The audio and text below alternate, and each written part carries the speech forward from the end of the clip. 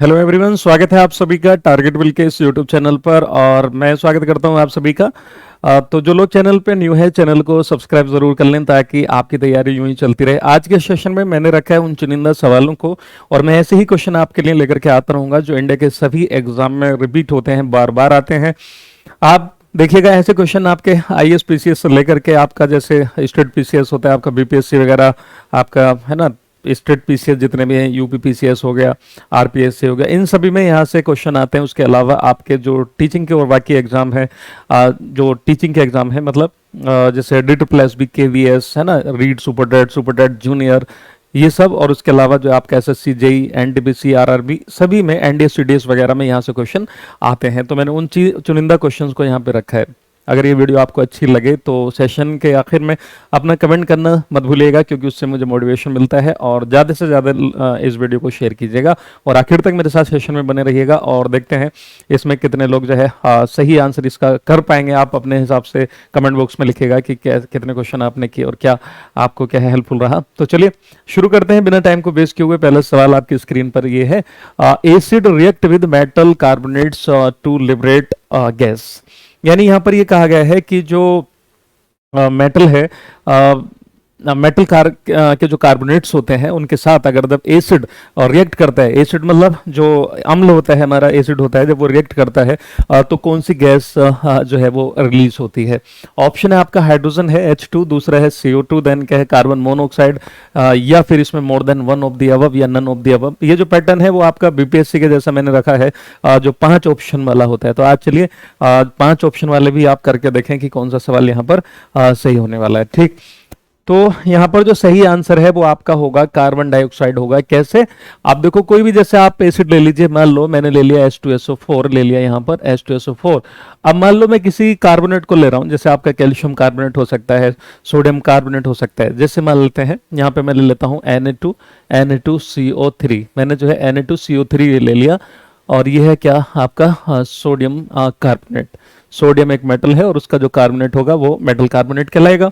जब ये से रिएक्शन करेगा एसिड के साथ तो कौन क्या देगा ये, तो ये बनाएगा देखो Na2SO4, ये बना लेगा सीधे सीधे, क्योंकि सोडियम पर जो वैलेंसी होती है +1 होती है, और जब ये Na2 हो जाएगा तो प्लस प्लस कितने 2 हो गई, ठीक है, 2+ वैलेंसी हो गई। और सल्फेट पे ऑलरेडी क्या -2 वैलेंसी होती है, तो इनमें जो है ये मिल जाएगा इसके साथ Na2SO4।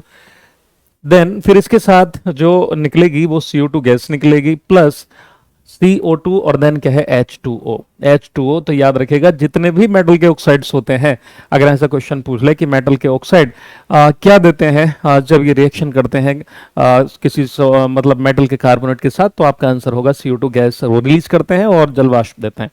ठीक है, तो यहाँ पर सही आंसर आपका क्या है CO2। चलते हैं अगले सवाल की तरफ। अगला सवाल आपकी स्क्रीन पर है ये, which acid is describe as HCC, नहीं COOH हो गया आपका। इसको हम क्या बोलते हैं, कौन सा एसिड है? ये कार्बोनिक एसिड है, या फिर जो ऑक्जेलिक एसिड है, एसिटिक एसिड है, या more than one of the above या नन ऑफ द अबव। ऐसे ऑप्शन आपको देखने को मिलते हैं बीपीएससी में, है ना। तो और भी किसी एग्जाम में आ सकता है 5 ऑप्शन वाला, जहां पे भी आता है। खैर, आपको उससे मतलब नहीं होना चाहिए, ऑप्शन से क्या है वो तो आप कर ही लेंगे। यहाँ पे कौन सा सही आंसर है, तो देखो यहाँ पर पूछा है कि जो COOH हो गया, यानी हम ये कह सकते हैं कि ये COOH का क्या है, होल ट्वाइस है। ओके, तो ये किसका होता है, ऑक्जेलिक के लिए होता है। ओके, तो यहाँ पर जो सही आंसर हो जाएगा वो ऑक्जेलिक एसिड होगा। कौन सा होगा, ऑक्जेलिक एसिड होगा। और जो ऑक्जेलिक एसिड है आपका पाया जाता है किसमें, आपका टमाटर में पाया जाता है, पालक में पाया जाता है ऑक्जेलिक एसिड। इसलिए कहा जाता है कि जिन लोगों के ज्यादा पथरी बनती है गुर्दे में, तो वो पालक टमाटर को कम खाएं, या जो है पानी ज़्यादा पिए। जब टमाटर और पालक वाली चीज़ें खाएं तो उससे अगले दिन को जो है खूब अच्छे से पानी पिए। अदरवाइज जो है चांस होते हैं, अब ज़रूरी नहीं कि हो ही जाए, लेकिन ऐसा कहा जाता है क्योंकि हमारे ब्लड में जो कैल्शियम होता है, जब ऑक्जेलिक एसिड हमारी बॉडी में पहुंचता है तो वो कैल्शियम ऑक्जेलेट के क्रिस्टल्स बना लेता है, जिसकी वजह से पथरी हो जाती है हमारे गुर्दे में। तो यहाँ पर जो सही आंसर है वो क्या है आपका, ऑक्जेलिक एसिड हो जाएगा, ऑक्जेलिक एसिड। ओके, अगला सवाल देखते हैं। अगला सवाल है आपकी स्क्रीन पर, दिस वन। अगला सवाल है, ठीक है, you you have been provided with three test tube. One of them contain distilled water and the other two contain an acidic solution and a basic solution respectively. Which one of them will turn red litmus to blue? ठीक है, आपको बताना है कि इनमें से कौन सा ये ऐसी सी टाइपिंग में आ गया है कि किस में ऐसा होगा। आपको तीन प्रणालियां दी गई हैं, उनमें से एक में आसुत जल है, यानी एक में जो है क्या है, डिस्टिल्ड वाटर है क्या है, डिस्टिल्ड वाटर है, डिस्टिल्ड वाटर हो गया आपका। आसुत जल है एक में, आसुत जल, आसुत जल। और दूसरी में क्या दिया हुआ है कि एक में अम्लीय विलयन है, अम्लीय विलयन है, ठीक है, ठीक है। एक में जो है एसिडिक सॉल्यूशन है, ठीक है, एसिडिक सॉल्यूशन है कोई, ठीक है, अम्लीय विलयन है कोई, है ना, अम्लीय विलयन, अम्ल मिला हुआ है उसमें, उसका सॉल्यूशन है, तो अम्लीय विलयन है। एंड तीसरे में और क्या है, बेसिक सॉल्यूशन। तीसरी प्रणाली में क्या है, बेसिक सॉल्यूशन है, क्या है, बेसिक सॉल्यूशन है, यानी क्षारीय विलयन है, क्या है, क्षारीय विलयन है। तो इसमें पूछा है कि इसमें से किसके साथ क्या है, turn red litmus to blue. तो आपने पढ़ा होगा कि जो डिस्टिल वाटर है ये तो कुछ उस पर फर्क ही नहीं डालेगा, न्यूट्रल है, तो इस पर ये तो ऑप्शन होगा नहीं। दूसरा क्या है कि जो एसिड है, एसिड क्या करते हैं, नीले लिटमस पेपर को लाल कर देते हैं, ठीक है, नीले लिटमस को लाल कर देते हैं, ठीक है। तो अब यहाँ पे क्या है कि which of them will red litmus to blue किस में कन्वर्ट करेगा, तो ये करते हैं ऐसा कौन, बेस करते हैं। तो बेस जो होते हैं वो लाल को क्या कर देते हैं, नीला कर देते हैं, बचपन से आप पढ़ते चले आ रहे होंगे। तो यहाँ पर जो है सही आंसर कौन सा है, बेस है। बेस यानी जो क्षार होते हैं वो क्या करते हैं, लाल लिटमस पेपर को नीला कर देते हैं, और जो एसिड है वो खतरनाक होते हैं। ऐसे याद कर लेना कि भाई लाल कर देते हैं मतलब खतरनाक है, सिग्नल जो मतलब सिंबल जो होता है वो खतरे का हम किससे, लाल से दिखाते हैं, तो ऐसे याद कर लेना, ठीक है। या ऐसे भी याद कर लेते हैं, ब्लू है ना, बेस ब्लू कर देते हैं, बी से ब्लू, बी से बेस, ऐसे भी याद कर लेते हैं। चलिए अगला सवाल आप लोगों की स्क्रीन पर है, question number 4। The order of the acidic acid resembles that of. आपको बताना है कि जो एसिडिक अम्ल होता है, एसिडिक अम्ल, एसिटिक अम्ल की हम बात कर रहे हैं, यानी CH3COOH, और इसी को हम बोलते हैं क्या, इथेनोइक एसिड। क्या बोलते हैं हम इसी को, इथेनोइक एसिड के नाम से भी जानते हैं। दूसरा क्या, इथेनोइक एसिड। तो ये कैसा, मतलब किसके जैसा इसमें से गंध आती है, एसिटिक अम्ल की गंध किसके समान होती है। तो यहाँ पर ऑप्शन आपके दिए हुए हैं, विनेगर यानी सिरका, दूसरा है टमाटर, तीसरा है केरोसिन, मिट्टी का तेल, या फिर more than one of the above या नन ऑफ द अबव, इनमें से आपको बताना है। तो यहाँ पर जो सही आंसर होगा वो आपका कौन सा होगा, सही आंसर हो जाएगा विनेगर। एक्चुअली विनेगर जो है वो देखा जाए तो उसमें एसिटिक एसिड ही होता है, ओके। 7-8% के आसपास अगर हम पानी में 7-8%, यानी टोटल पानी का 7-8% अगर हम जो इसको मिला लें, किसको, इथेनोइक एसिड वगैरह को मिला लें, तो वो सिरका ही जैसा हो जाता है, सिरका कह सकते हैं आप उसको, ठीक है। लेकिन सिरका जो नेचुरली बनाया जाता है वो गन्ने को सड़ा करके या जामुन को सड़ा करके बनाया जाता है, ओके, तो वो एक अलग प्रोसेस हो जाती है। हाँ, उसमें होता क्या है, इससे यही होता है एसिटिक एसिड। अगला सवाल आपकी स्क्रीन पर है, भाई does dry acyl gas not change the colour of the dry litmus paper. शुष्क एसिल गैस जो हाइड्रोक्लोराइड गैस होती है, और एसिल एक हाइड्रोक्लोरिक एसिड भी होता है, तो शुष्क एसिल गैस शुष्क लिटमस पत्र का रंग, यानी लिटमस पेपर का रंग को क्यों नहीं बदलती है। क्या ऐसी वजह है, acyl gas act as a dehydrating agent, यानी एसिल गैस निर्जलीकरण एजेंट के रूप में कार्य करती है, क्या इसलिए नहीं बदलती है। या blue litmus become dry in the presence of the acyl gas, यानी सूखी एसिल गैस की उपस्थिति में नीला लिटमस सूख जाता है, क्या ये वजह है। या फिर no H3O ion are present, litmus change colour only in the presence of the H3O ions, क्या ये वजह है कि कोई H3O आयन मौजूद नहीं होंगे उसमें, लिटमस केवल H3O आयन जिसको हम बोलते हैं हाइड्रोनियम आयन की उपस्थिति में रंग बदलता है। या फिर मोर देन अबव इसमें से आंसर है, या नन ऑफ द अबव, उपरोक्त में से जो है सभी हैं ये है ना, ये देखिए कट रहा होगा ऑप्शन, अब दिख रहा होगा, या उपरोक्त में से कोई नहीं। तो देखो यहाँ पर जो सही आंसर है वो आपका जाएगा कौन सा, वो जाएगा आपका सी आंसर होगा। क्यों, क्योंकि जब ड्राई कंडीशन में ये होता है तो याद रखिएगा कि लिटमस पेपर तभी चेंज होता है जब हाइड्रोजन आयन है ना, या उसमें हाइड्रोनियम आयन हो या हाइड्रोक्सिल आयन हो। आयनिक फॉर्म में जब नहीं होगा तो ये जो लिटमस पेपर है उसका कलर चेंज नहीं होगा। दरअसल बात यह है कि जब इसको आप एक्वस मीडियम में, जैसे HCl है, और जब इसको आप एक्वस मीडियम में जो है घोलेंगे, और तो ये H ion plus chloride ion देगा, और यही हाइड्रोजन आयन जब वाटर में मिला हुआ होता है तो ये बना लेता है H3O आयन प्लस, जिसको आप बोलते हैं हाइड्रोनियम आयन। क्या बोलते हैं आप इसको? Hydronium ion. तो हाइड्रोनियम आयन की वजह से जो है ये कलर चेंज करेगा। तो यही एक वजह है कि जिसकी वजह से ये अपना कलर चेंज नहीं करेगा। तो यहाँ पर जो सही आंसर है वो आपका सी को जाएगा। C will be your right answer here guys. Is that clear to all? Now अगला सवाल देखते हैं, आपकी स्क्रीन पर है अगला सवाल। ठीक है। A form of matter has no fix shape but it has fix volume. An example of this form of matter is, ठीक है, यानी पदार्थ के एक रूप का कोई निश्चित आकार नहीं होता है, लेकिन इसका एक निश्चित आयतन होता है। पदार्थ के स्वरूप का एक उदाहरण क्या है? यानी इसका फिक्स वॉल्यूम, मतलब फिक्स वॉल्यूम तो है, लेकिन इसकी फिक्स टाइप की कोई शेप नहीं है। फिक्स जिस चीज में रखोगे वैसा हो जाएगा, लेकिन हाँ वॉल्यूम फिक्स है, वॉल्यूम बढ़ेगा नहीं, ना ही घटेगा। तो क्या सही इसका आंसर होना चाहिए? देखिए ऑप्शन है कार्बन स्टील का, है ना, कार्बन स्टील, ठीक है।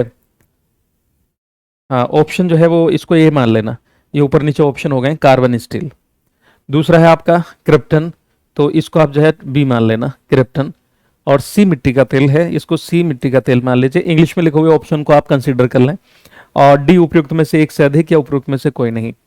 तो यहाँ पर क्या सही आंसर होगा? देखो एक्चुअल में क्या है कि जो गैसेस होती हैं इनका इनका फिक्स वॉल्यूम नहीं होता और ना ही फिक्स शेप होती है, लेकिन जो लिक्विड होते हैं उनका एक फिक्स वॉल्यूम होता है, लेकिन फिक्स शेप नहीं होती। आप जिस कंटेनर में रखोगे लिक्विड को भी, वो भी उसी कंटेनर का रूप धारण कर लेगा, लेकिन अगर 1 लीटर की चीज है तो 1 लीटर ही रहेगी, मतलब 1 लीटर अमाउंट है। और जब मिट्टी का तेल है मान लो, ठीक है, जैसे यहाँ पे मिट्टी का तेल, इसका ऑप्शन सही है। तो मिट्टी का तेल आप उसको कैसे ही बर्तन पे फैला दीजिए, मतलब पतला पतला सा जमीन, है ना, या फिर जो है उसको बड़े से कंटेनर में रखिए, छोटे में रखिए, वो अपनी जो है शेप तो बदल लेगा जिस कंटेनर में रखेंगे, लेकिन उसका वॉल्यूम तो उतने का उतना ही रहेगा ना जितना है। तो यहाँ पर जो सही आंसर हो जाएगा वो आपका हो जाएगा कौन सा? Kerosene oil. कौन सा होगा? Kerosene. Is that clear to all? चलिए बढ़ते हैं अगले सवाल की तरफ। अगला सवाल है आपका, आपकी स्क्रीन पर दिस वन। ओके चलो। Some metal oxide react with acid as well as waste to produce salt and water. They are known as the amphoteric oxide. The example of amphoteric oxide are, देखिए कुछ metal ऐसी होती हैं, ठीक है, जो कुछ ही मतलब जो है एसिड के साथ रिएक्शन करती हैं और कुछ बेस के साथ रिएक्शन करती हैं, लेकिन कुछ ऐसी हैं जो ऑक्साइड बनाती हैं, ठीक है। तो मतलब जो है वो किसके साथ? एसिड के साथ भी रिएक्शन करती हैं और बेस के साथ भी रिएक्शन करती हैं। और वो मेटल के फिर क्या है? हाँ, अब आपको बताना है कि they are known as the amphoteric oxide, they examples are amphoteric oxides are, मतलब यहाँ पे कहा गया था, हाँ, सम मेटल ऑक्साइड, यहाँ पे कहा गया कि मेटल के ऑक्साइड, जो मेटल के ऑक्साइड होंगे, ठीक है, वो ऐसे होते हैं कि जो है एसिड के साथ रिएक्शन करते हैं, क्या देते हैं, बेस के साथ रिएक्शन करते हैं तो क्या, लेकिन इनमें कुछ मेटल के ऑक्साइड ऐसे हैं जो एसिड के साथ भी रिएक्शन कर लेते हैं और बेस के साथ भी रिएक्शन कर लेते हैं, ठीक है। तो इनमें से ऐसा कौन सा है कि जो डुअल नेचर का काम करेगा, यानी उसके अंदर दोनों से रिएक्शन करने की, एसिड के साथ भी और बेस के साथ भी रिएक्शन कर लेंगे और वो सोल्ट प्लस वाटर बनाते हैं, और ठीक है, तो बताओ कौन इसमें होगा? तो एक है, ऑप्शन है आपका एल्युमिनियम हाइड्रोक्साइड है, एल्युमिनियम हाइड्रोक्साइड। दूसरा है आपका हाँ, पहला है एल्युमिनियम हाइड्रोक्साइड और जिंक ऑक्साइड। देन क्या है? एल्युमिनियम हाइड्रोक्साइड और copper oxide. Than copper oxide and zinc oxide. या उपयुक्त में से एक से अधिक ऑप्शन है इसका सही, या फिर जो उपयुक्त में से कोई भी नहीं। तो देखो यहाँ पे जो सही आंसर होगा, आपने पढ़ा होगा एल्युमिनियम और एल्युमिनियम का ऑक्साइड और जिंक का ऑक्साइड ऐसा करते हैं, इसलिए जो है आपका सही ऑप्शन जो है वो आपका कौन सा? ऑप्शन बदले हुए हैं मेरे ख्याल से, है ना, इसमें और इसमें ऑप्शन बदले हुए हैं। तो चलो कोई बात नहीं, ये ऑप्शन ऊपर नीचे हो गए, कोई बात नहीं, आपको पढ़ने से मतलब होना चाहिए। तो यहाँ पर जो सही ऑप्शन है आपका कौन सा हो जाएगा? ये बी हो जाएगा। चलिए कोई एक ऑप्शन को हम कंसिडर कर लेते हैं, ये ऑप्शन थोड़े से ऊपर नीचे हो रहे हैं। तो यहाँ पर आप बस ऑप्शन देखिएगा कि एल्युमिनियम के ऑक्साइड और जिंक के ऑक्साइड जो है वो ऐसा करते हैं। तो आपका सही आंसर जो है वो कौन सा है? ए है। Clear guys? मतलब इसमें ए है और इसमें ये हो जाएगा, मतलब आप सिर्फ नाम याद रखें। इसमें भी ऐसे ही है। हाँ, तो देखो यहाँ पर कहा गया है कि जो ये कुछ ऑक्साइड्स होते हैं, एक एल्युमिनियम का ऑक्साइड हो गया, लेड ऑक्साइड हो गया, स्टेनलेस ऑक्साइड हो गया, जिंक ऑक्साइड, ये एम्फोटेरिक ऑक्साइड्स होते हैं। एम्फोटेरिक का मतलब होता है उभय टाइप के, यानी जो दोनों से रिएक्शन करते हैं इनके। एग्जाम्पल जैसे aluminium hydroxide in reaction with acid like hydrochloric acid can produce aluminium chloride salt and water. तो देखो Al2O3, Al2O3 ये जो है आपका क्या है, एल्युमिनियम का ऑक्साइड है। आप भी देखिए गौर से, आप सही दिख रहा होगा। एक मिनट, हाँ चलो अभी ठीक है। तो यहाँ पर देखें एल्युमिनियम का जो हाइड्रोक्साइड है Al2O3, जब ये HCl के साथ रिएक्शन करेगा तो ये एल्युमिनियम क्लोराइड बनाएगा, सोल्ट और क्या है, वाटर बनाएगा। न्यूट्रलाइजेशन रिएक्शन टाइप की हो जाएगी। ठीक है, तो zinc oxide in reaction with the base like sodium hydroxide can produce sodium zinc oxide and water. अब मान लो हमने जिंक ऑक्साइड ले लिया, इसको आपने बेस के साथ मिला दिया, तो ये Na2ZnO2 बना लेगा। और क्या है, ये क्या है, सोल्ट, और ये क्या है, वाटर। तो याद रखना ये कुछ ऑक्साइड हैं जिनको याद रखना है, aluminium oxide, lead oxide, stainless oxide and zinc oxide. ये ऐसा है जो एम्फोटेरिक नेचर शो करते हैं। चलते हैं अगले सवाल की तरफ। अगला सवाल है आपकी स्क्रीन पर, दिस वन। देखिए इसके भी ऑप्शन ऊपर नीचे है। एक काम करते हैं, ऑप्शन जो है वो आप इंग्लिश वालों को कंसिडर कर लो। ऑप्शन जो है वो इंग्लिश वाले ले लेते हैं, एक्चुअली ये है ना ऊपर नीचे हो गए। तो which gas contribute to global warming, option हम इसी में से देख लेंगे, हिंदी वाले बच्चे इसको पढ़ लेंगे। कौन सी गैस अपने ग्रीन हाउस प्रभाव से ग्लोबल वार्मिंग में योगदान करती है। ग्रीन हाउस गैस का जो है वो ग्रीन हाउस प्रभाव जो है इसको हम हरित गृह प्रभाव भी बोलते हैं, हरित गृह प्रभाव। तो इसमें से आपको बताना है कि कौन सा है सही आंसर। ऑप्शन आप ये वाले कंसिडर कीजिएगा। तो ऑप्शन है आपका कार्बन डाइऑक्साइड यानी CO2, which gas contribute to global warming. ठीक है, देन इससे अगला है N2O यानी नाइट्रस ऑक्साइड N2O। इससे अगला क्या है, CH4। अब इससे अगला ऑप्शन ये है कि भाई more than 2 of the above, उपयुक्त में से एक से अधिक है, मतलब एक 1 ऑफ दी अबव, या फिर नन ऑफ दी अबव, या इनमें से क्या है, कोई भी नहीं। तो देखो यहाँ पे सही आंसर होगा, ये भी कंट्रीब्यूट करती है, ये भी करती है, ये भी करती है, तीनों ही करती हैं। लगभग 60% के आसपास कंट्रीब्यूशन जो होता है वो CO2 का होता है ग्लोबल वार्मिंग में। N2 का जो होता है लगभग 7% के आसपास होता है, और इसका 25% के आसपास कंट्रीब्यूशन होता है ग्लोबल वार्मिंग में, मतलब इसमें ग्रीन हाउस इफेक्ट में। तो ये इसमें जो सही ऑप्शन बनेगा आपका डी होगा। डी क्यों होगा, क्योंकि ये 3 ऑप्शन ऊपर वाले सही हैं, तो more than 1 of the above हो गया, तो यहाँ पर सही आंसर जो है वो आपका डी हो जाएगा। तो ऐसे क्वेश्चन भी आ जाते हैं, ठीक है, जो बेस्ड होते हैं इन ऑप्शन पे। अगला सवाल है आपके स्क्रीन पर। अगला सवाल है detect the odd one. Odd one को आपको डिटेक्ट करना है, और इनमें से क्या है कि देखिए ऑप्शन जो है वो आप कौन से वाले, इनमें से या तो देख करके लिख लो, ये ऑप्शन सारे ही गड़बड़ा गए हैं, कोई नहीं, ऊपर वाले आप देख लें। तो डिटेक्ट द ओड वन, विषम का पता लगाइए जो इनमें से विषम है। ऑप्शन है आपका राइपनिंग ऑफ फ्रूट, फलों का पकना, फलों का पकना। देन क्या है, सेटिंग ऑफ सीमेंट, यहाँ हिंदी में लिखा हुआ है, देखने के लिए ट्रांसलेशन के लिए आप यहाँ देख सकते हैं। ठीक है, तो सेटिंग ऑफ सीमेंट यानी सीमेंट की जो सेटिंग होती है वो सीमेंट जो जमता है। देन क्या है, बर्निंग ऑफ कोल, कोयले का जलना, या फिर more than 1 of the above, या नन ऑफ दी अबव। तो इनमें से डिटेक्ट करना है आपको कि जो एक जैसी सिमिलरिटी शो ना करे, इनसे डिफरेंट हो, बिल्कुल अलग हो, वो कौन सा होगा। तो देखो फलों का पकना, फलों का पकना जो है वो केमिकल चेंज है। फलों का पकना क्या है, केमिकल चेंज है। ओके, तो क्या है, ये रासायनिक बदलाव है। क्या है, ये रासायनिक बदलाव है। ठीक है, फल पक रहे हैं तो क्या है, फलों का पकना क्या है, रासायनिक बदलाव है। सेटिंग ऑफ सीमेंट में भी अगर देखा जाए तो कहीं ना कहीं फिजिकल तो है ही, लेकिन उसके साथ साथ वो जो उसमें बॉन्ड बनते हैं और वो आपस में है ना रिएक्शन करते हैं, तो रिएक्शन के बाद में क्या है, सेटिंग हो जाती है। तो ये भी क्या है, केमिकल चेंज है। बर्निंग ऑफ कोल, सीधा सीधा कोई भी चीज अगर आप जलाओगे तो केमिकल चेंज होता है। केमिकल चेंज में क्वालिटी बदलती है, और फिजिकल चेंज में क्वालिटी नहीं बदलती है ना, बस उसमें फेज चेंज होता है। तो यहाँ पर जो सही आंसर है क्या होगा कि भाई जब तीनों एक जैसे ही सिमिलरिटी शो कर रहे हैं तो इसमें कोई सा भी ऑड वन तो है नहीं। तो यहाँ पर जो सही आंसर होगा वो ई को जाएगा, नन ऑफ दी अबव, यानी उपरोक्त में से कोई भी नहीं। क्योंकि सारे के सारे क्या है, सिमिलरिटी शो कर रहे हैं। Is that clear to all? Now अगला सवाल देखते हैं आपकी स्क्रीन पर। नेक्स्ट है, which of the following statement about diamond and graphite is true? तो आपको बताना हीरे और ग्रेफाइट के बारे में। ठीक है, निम्नलिखित में से कौन सा कथन सत्य है? इसके भी ऑप्शन मेरे ख्याल से ऊपर नीचे हो गए, कोई बात नहीं। तो ऑप्शन यहाँ पढ़ने के लिए आप यहाँ देख लेना, ठीक है। चलिए, और इसको जो है, या फिर हम ऐसे कर देते हैं, इलेक्ट्रिक कंडक्टिविटी। तो इसको मैं ऑप्शन नंबर ए कर दे रहा हूँ, ठीक है, ए कर दे रहा हूँ, ऐसे मान लो, कोई नहीं।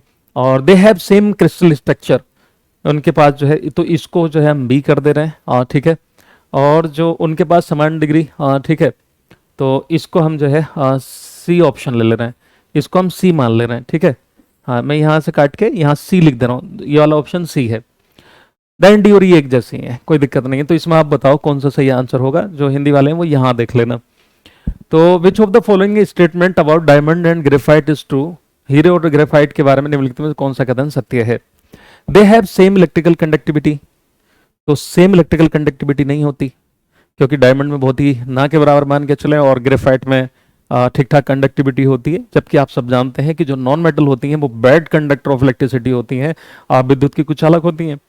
देन क्या है, they have same crystal structure, बिल्कुल नहीं, एक जैसी नहीं है। They have same degree of hardness, ठीक है। तो इनमें से आप ये बताओ कि they have same crystal structure, ना तो क्रिस्टल स्ट्रक्चर इनकी सेम है, और ना ही जो है इनका सेम डिग्री ऑफ हार्डनेस होती है। हार्डनेस देखो डायमंड की सबसे ज्यादा होती है, अगर देखा जाए पूरी दुनिया का सबसे हार्डेस्ट मटेरियल माना जाता है, सबसे कठोर मटेरियल माना जाता है। और तो ग्रेफाइट ऐसा होता है कि इसका ग्रीस जैसा बना लेते हैं, ग्रीस बनाने में यूज होता है ना। जो पेंसिल होती है उसमें लेड के साथ मिला के पेंसिल बनाने में इस्तेमाल करता है, मतलब होता है। तो यहाँ पर जो सही आंसर होगा वो कौन सा होगा? नन ऑफ द अबव, यानी इनमें से कोई सा भी नहीं। तो चलिए, इस सेशन में हम रहने देंगे, काफी बड़ा सेशन हो जाएगा। तो वीडियो कैसी लगी? आप इसी टाइप के क्वेश्चंस और लेना चाहते हैं तो कमेंट बॉक्स में बताइएगा जरूर। फिर मैं ऐसे ही सिलेक्टेड क्वेश्चंस को लेकर के मैं आऊँगा जो आपके एग्जाम में अक्सर पूछे जाते हैं। तो बस वीडियो को शेयर कर दीजिएगा ज़रूर। आई होप कि आप ज़रूर करेंगे, ज़्यादा से ज़्यादा जो है शेयर करने से ये चैनल ग्रो करेगा। तो बने रहेंगे सेशन में आने वाले जो आगे मैं लेकर के आऊँगा क्वेश्चंस, ओके। और देन आपकी हेल्थ से रिलेटेड मोटिवेशन, हर तरह की चीज़ें आपको इस एक ही चैनल पे मिल जाएंगी। और मैं ट्राई करूँगा कि आपको और भी बहुत सी चीज़ें मिलें जो हमारे सबकी रोज़मर्रा की ज़िंदगी में चलती रहती हैं, वो सब भी। तो चलिए, अभी के लिए इतना, मिलते हैं अगली क्लास में। Okay, bye bye, take care, जय हिंद, जय भारत।